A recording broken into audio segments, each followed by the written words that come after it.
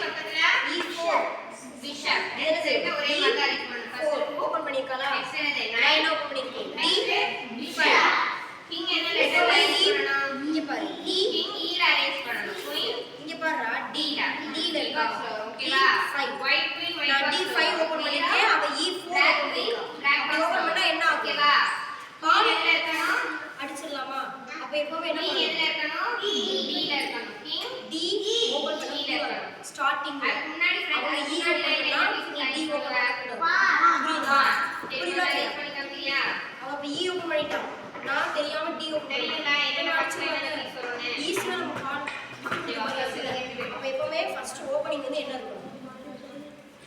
அவங்க E4 open பண்ணா நம்ம D5 black சைடு white இங்க அரேஞ்ச் பண்ணி நீ black அரேஞ்ச் பண்ணி நீ white அரேஞ்ச் பண்ணு எடுத்து அரேஞ்ச் பண்ணு அவங்க E4 ஓபன் பண்ணா நம்ம D5 ஓபன் பண்ணணும் E4 ஆ E5 கோட் E5 நீங்க என்ன ஓபன் பண்ணுவீங்க அவ என்ன ஓபன் பண்ணுவா அப்ப நான் என்ன பண்ணுவேன்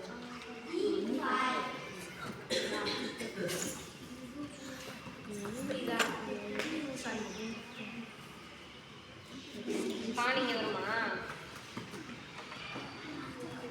இங்க இல்லனா அந்த சைடு கொடுத்தனே அரேஞ்ச் பண்ணி கிட்ட இருக்கலாமே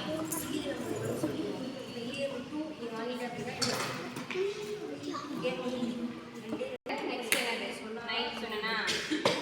நைட் அப்புறம் பிஷப் ரெண்டு சைடு ஒரே மாதிரி தான் அங்கிட்டும் அதே மாதிரி தான் ஃபர்ஸ்ட் ரூக் நெக்ஸ்ட் நைட் அப்புறம் நீங்க என்ன சொல்றீங்க அட்ஜஸ்ட் கான்ஃபிடென்ட்லி எல்லாரும் சொல்லலாம் நீ பாட்டுக்கு அட்ஜஸ்ட் சொல்லாம நீ பாட்டுக்கு இப்படி பண்ணிட்டு இருந்தீங்கன்னா மார்னிங் இதெல்லாம் தெரிஞ்சுக்கணும்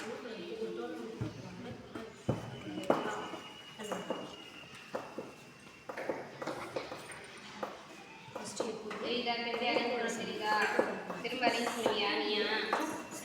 மேம் சொல்லி நீ அரேஞ்ச் பண்ணியா